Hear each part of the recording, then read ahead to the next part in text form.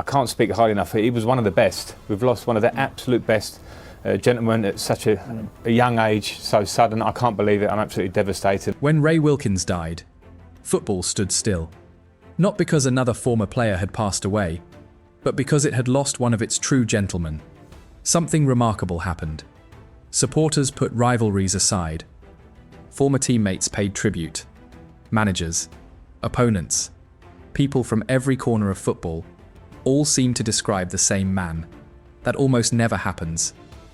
As José Mourinho said, a fantastic football player, but more importantly, a true gentleman. On the surface, Ray Wilkins seemed to have everything. An outstanding career, the respect of football's biggest names, the admiration of supporters across Europe. But behind that respect was a very different story. A footballer who was often misunderstood, a young captain carrying enormous pressure, a gentleman fighting battles few people ever knew existed, and a life that became far more painful than most football fans ever realized. So why did football's greatest names admire Ray Wilkins so deeply? And how did one of the game's most respected gentlemen end up living such a heartbreaking life? Subscribe now, because the true stories of football's greatest legends deserve to be remembered before they're lost forever. For decades, football kept asking the same question: what made Ray Wilkins so special? The answer didn't come from headlines, it came from the people who knew him best. John Terry never spoke about trophies first. He remembered a man who treated everyone the same, the biggest star, or the youngest player in the dressing room. Everyone mattered to Ray. Frank Lampard remembered someone players trusted. A calming voice, a steady presence, someone who always put the team before himself. Then came one of the biggest tributes of all. Carlo Ancelotti admitted Chelsea's success would not have been the same without Ray Wilkins. That wasn't ordinary praise, it was respect, from one of football's greatest managers. So what did they all see? Not fame, not ego, not headlines. They saw integrity, humility, and a man whose influence reached far beyond 90 minutes. Yet despite earning the admiration of football's biggest names, Ray Wilkins' hardest battles were only just beginning. Long before football's biggest names admired him, Chelsea asked Ray Wilkins to grow up faster than most footballers ever have to. He wasn't simply breaking into the first team. He was carrying one of England's biggest clubs. At just 18 years old, Ray Wilkins became Chelsea captain, an honour for many, a burden for very few. Most teenagers are still learning the game. Ray was expected to lead grown men, week after week, under enormous pressure. Yet he never complained. He never searched for excuses. He let his football speak, calm, intelligent, disciplined. While others chased the spotlight, Ray quietly controlled matches. His teammates trusted him. His managers depended on him. But outside the dressing room, not everyone understood what they were watching. Some saw a midfielder who kept things simple. The people inside football saw something completely different: a leader, a thinker, a player willing to sacrifice personal glory for the good of the team. That selfless quality would earn him the admiration of football's greatest names, but it would also become one of the reasons his true greatness was so often overlooked. Ray Wilkins made one of football's hardest jobs look effortless. He wasn't the fastest player on the pitch. He rarely chased spectacular moments. Instead, he controlled matches with intelligence. Every pass had a purpose. Every touch slowed the game when others rushed. Every decision put the team before himself. To the people inside football, those qualities were priceless. But outside the dressing room, not everyone saw it that way. Some supporters wanted a midfielder who dazzled, someone who dribbled past defenders, someone who constantly took risks. Ray Wilkins wasn't that player. He believed football was won by making the right decision more often than the spectacular one. That belief earned him an unfair reputation. Critics even gave him a nickname, the Crab. They mocked his sideways passing, but they completely misunderstood what he was doing. Ray wasn't avoiding responsibility, he was taking it. He kept possession when others gave it away. He brought calm when matches became frantic. He gave freedom to attacking players by quietly doing the difficult work himself. That is why football's greatest managers trusted him. That is why elite teammates valued him. And that is why, years later, many of football's biggest names spoke about Ray Wilkins with far more admiration than many supporters ever did. His greatest strength was also the reason so many people failed to recognize just how exceptional he really was. The greatest proof of Ray Wilkins's quality wasn't found in one club. It was found in every club that wanted him. Chelsea believed in him. Then came Manchester United, a move that carried enormous expectations. Ray never allowed the pressure to change the way he played. He remained composed, disciplined, reliable. In 1983, he helped Manchester United lift the FA Cup, and his brilliant goal in the first final against Brighton remains one of the finest moments of his career. But Ray's reputation wasn't limited to England. When AC Milan signed him, he became one of the first English midfielders trusted by one of Europe's biggest clubs. Italian football demanded intelligence, discipline, patience. Ray possessed all three. He later enjoyed success with Rangers, winning league titles, and earning the respect of another passionate fan base. Very few English players of his generation won admiration in England, Italy, and Scotland. Ray Wilkins did. Not because he chased headlines, but because wherever he went, managers trusted him, teammates relied on him, and supporters came to appreciate a footballer who always placed the team above himself. By now, it was becoming impossible to ignore. There had to be a reason. So many great football minds valued Ray Wilkins far more than the wider football world ever did. Even the calmest footballers have moments that stay with them forever.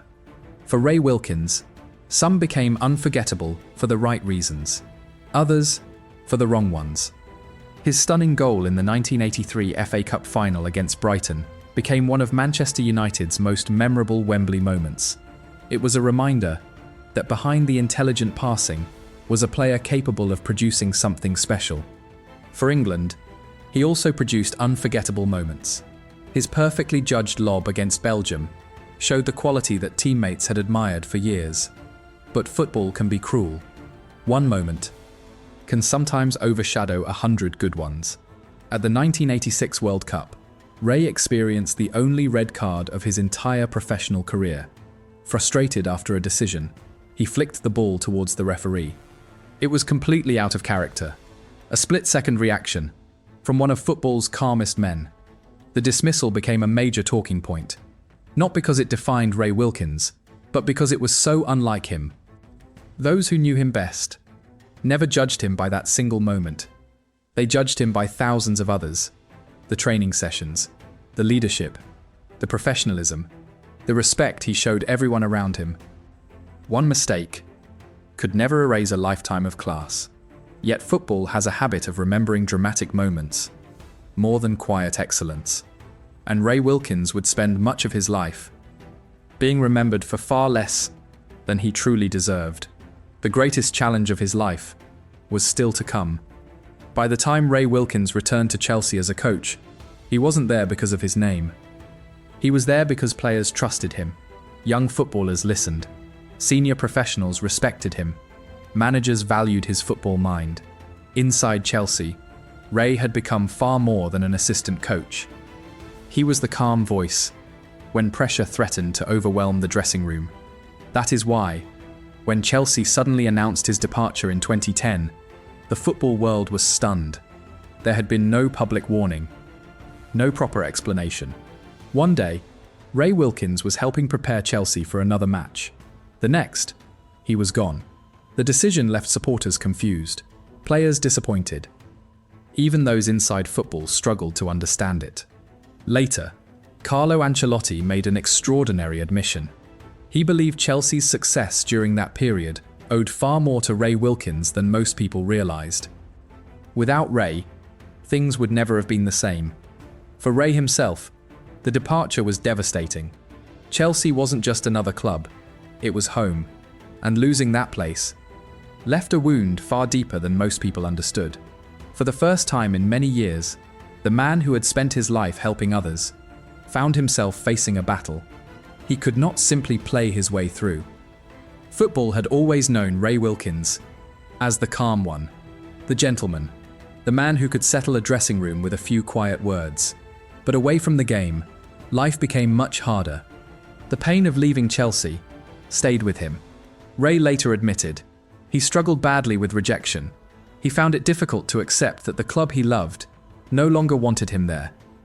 That pain slowly turned into something deeper: depression. He spoke openly about it. He admitted there were days when getting through life felt harder than getting through 90 minutes on a football pitch. Alcohol became another battle. Not because he lacked character, but because he was trying to escape pain he didn't know how to carry. To his credit, Ray never hid from the truth. He sought help. He spoke honestly about his mistakes. He hoped that by sharing his struggles, others might find the courage to face their own. Then came more health problems. His body, which had carried him through nearly 2 decades of professional football, began to let him down. Serious illness, major heart surgery, and finally, in April 2018, Ray Wilkins suffered a cardiac arrest. He was just 61 years old. Football lost a respected midfielder, but his family, his friends, and the people who loved him lost something far greater: a husband, a father, a mentor, a gentleman. Yet even after everything he endured, the way football chose to remember Ray Wilkins says more about the man than any statistic ever could. And nowhere was that respect more visible than on the day the football world came together to say goodbye. When Ray Wilkins passed away, the tributes came from everywhere: Chelsea, Manchester United, Rangers, AC Milan, England. But the most powerful part was not how many clubs remembered him, it was how they remembered him. They did not speak only about appearances, or medals, or famous goals. They spoke about character, about kindness, about a man who treated football people properly, whether they were stars, staff, young players, or old friends. That is why his loss felt different. Ray Wilkins had spent his life giving calm to others, even when his own life was not calm at all.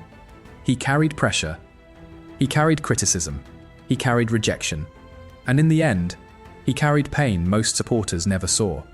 But those struggles never erased the respect he had earned. If anything, they made the affection around him feel even deeper, because Ray's legacy was never only about football ability.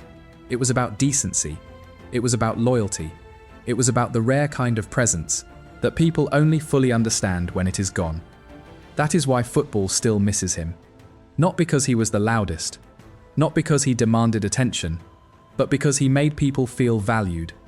In a game that often forgets how much that matters, Ray Wilkins was admired by great players, trusted by great managers, and loved by supporters who understood what he gave. His life was not perfect. His ending was painfully sad, but his legacy survived all of it. Because long after the matches fade, and long after the trophies lose their shine, people remember how a man made them feel. And that is why Ray Wilkins remains one of football's most quietly respected figures. Subscribe now, because legends like Ray Wilkins deserve to be remembered, not only for how they played, but for the lives they lived and the legacy they left behind.